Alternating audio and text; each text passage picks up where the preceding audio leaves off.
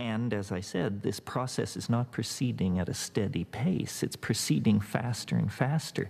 More connectivity occurs now in a calendar year than occurred in 1,000,000 years, 1,000,000,000 years ago.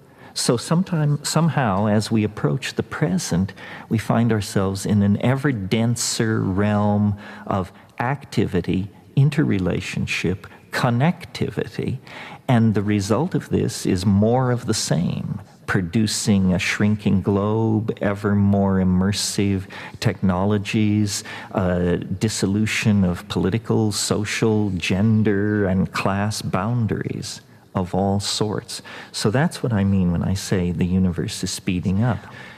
For some time now, we've been involved in building complex prostheses, which we call machines and computers.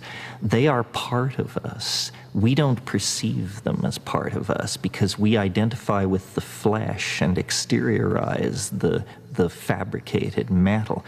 But in fact, they are a part of us as much as our political systems, our agriculture production systems, so forth and so on. So the animal body has reached the limits of its evolutionary abilities. A cheetah can run 75 miles an hour, an elephant can lift 3 tons, and so forth and so on. To go beyond those capacities of the animal body, you have to make a marriage with mechanical things. So we are extending ourselves through the machines. Well, one of the things that these machines do is they're time compressors. You and I sitting here talking are operating at about 100 hertz. If we could be magically downloaded into a top-of-the-line computer, we would run at 800 megahertz. That means we could do 800 million more things in this moment than we can do when we're wearing flesh. So it may be that we will find a way to technologically stretch time, and this will become for us like a false eternity. You may have only 10 minutes left in your life, but it may be time enough to pack in all of human history from the fall of Rome to the present moment.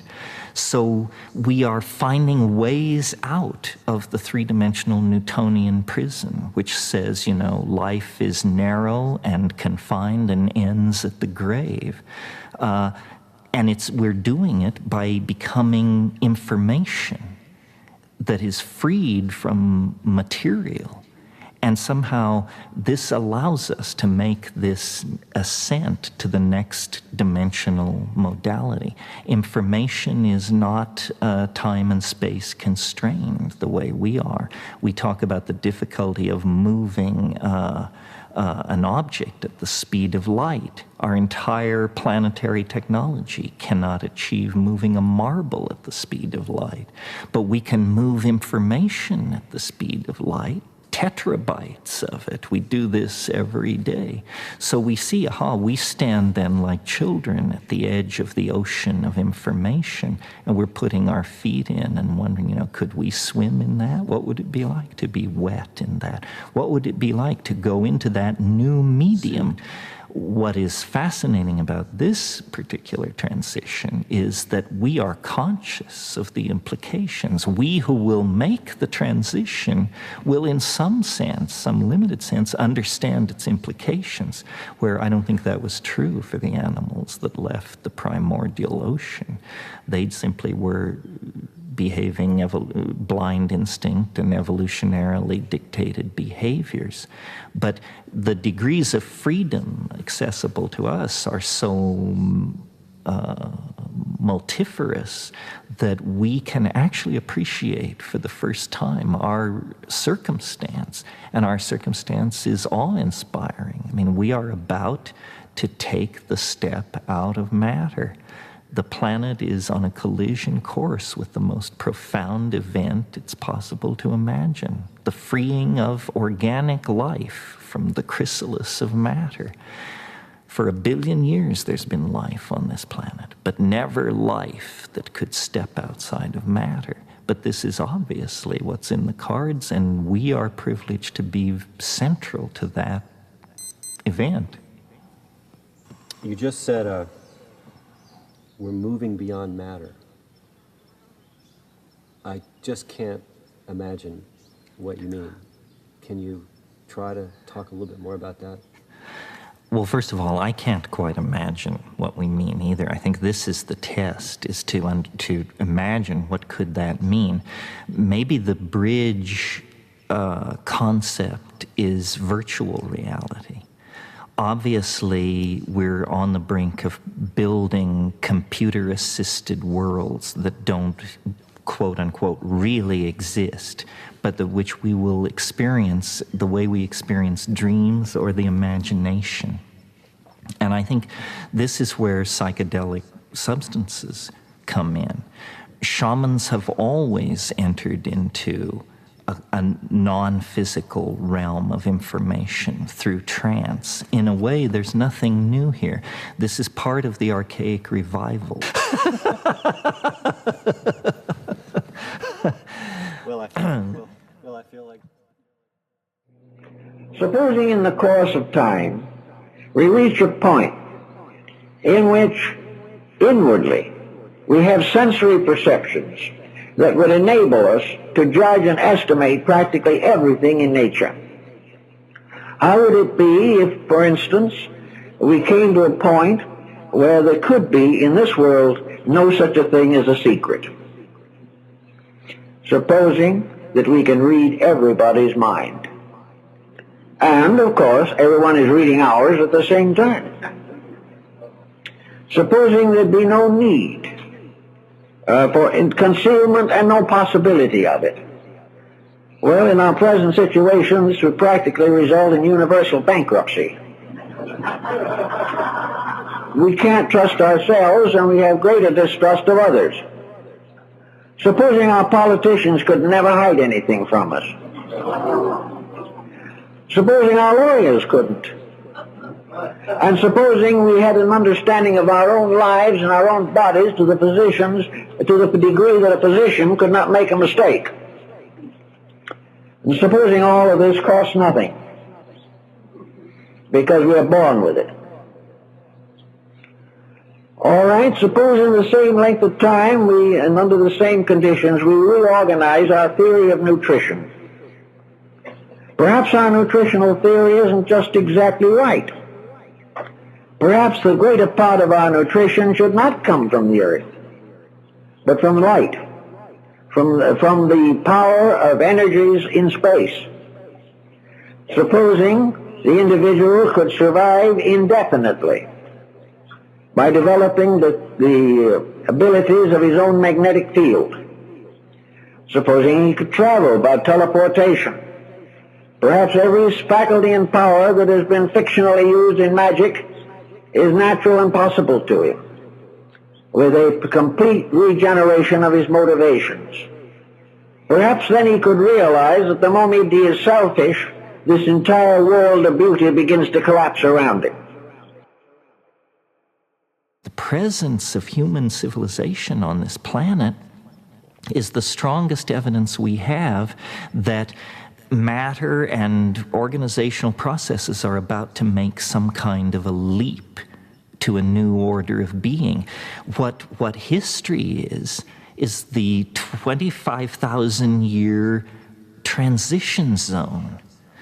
Before you enter the zone, you're an animal. After you leave the zone, you're a god. But for 25,000 years, you're kind of an animal and kind of a god. And you're constantly being swamped by your animal nature, and then great teachers are appearing and dragging people back to the right line. And we are schizophrenic in history. A friend of mine once said, history is the shock wave which precedes the eschaton. And I absolutely believe that, and I believe as historical processes intensify, it's reasonable to believe that we are ever closer to the eschaton. If my ideas seem strange to someone, I ask them, can you imagine this planet in 500 years? given the propagation of ordinary historical and scientific rates of unfoldment and discovery? Can you imagine this planet in 1,000 years? No, no one can imagine that, because processes are now in play which so totally rewrite the script that no one can imagine 100 years or 200 years in the future, because the discoveries which will be made in that span of time will so totally rewrite the human experience of itself and the environment that we cannot see deep into the future. And this indicates to me that the future is exploding in an asymptotic unfoldment into a kind of cultural superspace. And our own bafflement at the impossibility of conceiving any real future given the political and social and technological forces in play is proof of that. Well, novelty is not necessarily good or nice. Novelty is complex. That's what it is. And so I see really a concatenation of tendencies and forces here at the end. It's only going to get weirder. The level of contradiction is going to rise excruciatingly, even beyond the excruciating present levels of contradiction. So I think it's just going to get weirder and weirder and weirder, and finally it's going to be so weird that people are going to have to talk about how weird it is. And at that point, novelty theory can come out of the woods, because eventually people are going to say, what the hell is going on? It's just too nuts. It's not enough to say it's nuts. You have to explain why it's so nuts. So between now and 2012, the next 14 years, I look for the invention of artificial life, the cloning of human beings, possible contact with extraterrestrials, possible human immortality, and at the same time, appalling acts of brutality, genocide, race baiting, homophobia, famine, starvation, because the systems which are in place to keep the world sane are utterly inadequate to the forces that have been unleashed. We're incredibly adaptable to change. Put us in a desert, we survive. Put us in the jungle, we survive. Under Hitler, we survive. Under Nixon, we survive. We can put up with about anything, and it's a good thing because we're going to be tested to the limits.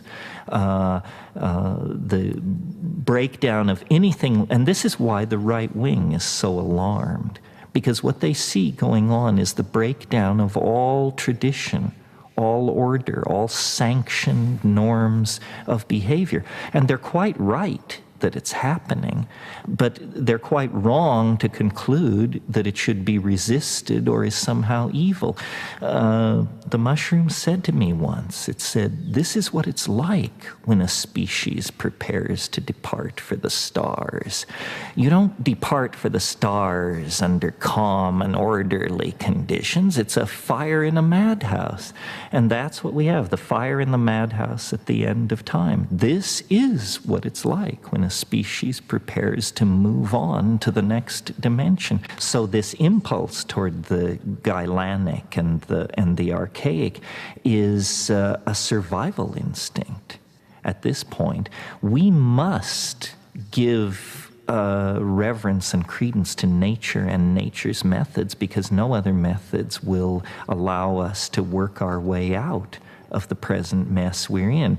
High temperature, high energy resource extraction, commodification, mega agriculture, we're at the end of the rope for these things.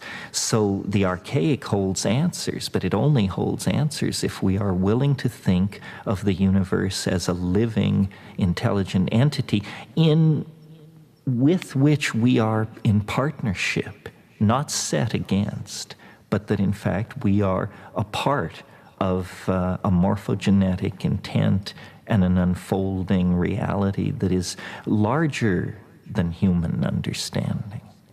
Imagine larger than human understanding.